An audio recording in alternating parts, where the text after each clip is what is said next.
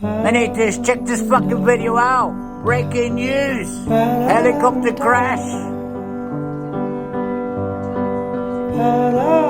Iran President Ibrahim. I smell a rat. His helicopter just came down.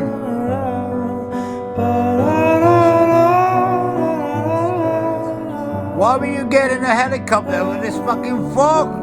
Are you fucking crazy? I don't fucking believe it whatsoever.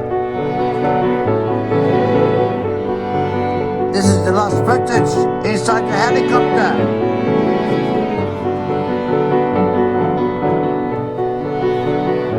How coincidence, all the shit going on lately with Iran and the other one and the other one. This fucking helicopter comes down. I'm not gonna say what I think I want to say, but I think it's just a bit weird. You're in the mountains.